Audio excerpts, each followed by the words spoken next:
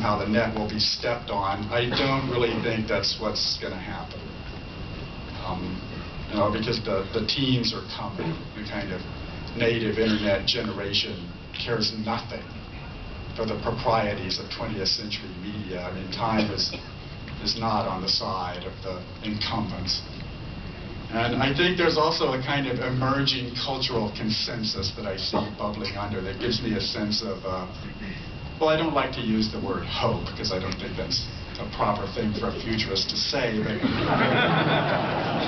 there are trend drivers there that seem interesting. And it interests me that you see guys like Henry Jenkins, who I saw his SRO presentation here, I mean, Henry's a serious guy, Henry's East Coast,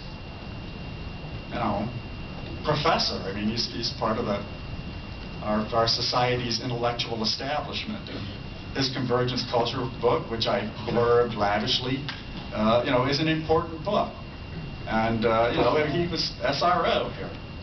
Yochai Benkler, I don't know if you've ever heard of Yochai Benkler, author of Wealth of Networks. He's another, he's a Yale law professor.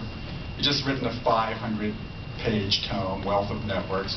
I'm about halfway through it now. Reads a lot like Das Kapital. I mean, not that it has the same sentiments, but it has the same kind of density of analysis, and you're just sort of like plowing through there. Wait, what if he's right? This could mean a lot of trouble, It's like, yeah. And then there's a third kind of, chrome dome graybeard guy named Lev Manovich. I don't know if you know much about Lev Manovich, but he's this programmer turned media theorist. He's got a site called Soft Cinema, and he's been doing papers recently on what he terms Creole media and hybrid media, Manovich. You might want to look this guy up. Because I don't think these guys are like drinking buddies, although they do kind of name check each other, but they're coming from sort of three different areas, like cultural studies, legal studies, and media studies. And they seem to me to be speaking the same language. I mean, they're talking about the same kind of groundswell of development there. And they're all, in their own ways, they're all kind of the acceptable face of Richard Stallman. And it takes a lot to make Richard acceptable.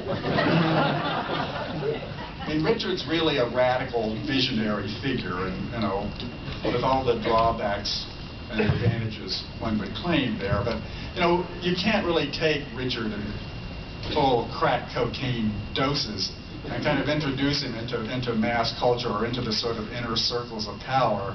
Whereas guys like Jenkins and Manovich and Benkler, I think, are speaking a kind of analytical policy vocabulary that's kind of, it's okay. I mean, you don't even have to be in the room with Richard. You can just sort of move your way. You're going to kind of clear the decks, in some sense, of the detritus of the old way of doing things, and come up with at least a suggestion that there's a new method of approach that will actually increase people's wealth and power, which is what a political establishment is always interested in, and it's something that Richard Stallman rarely talks about.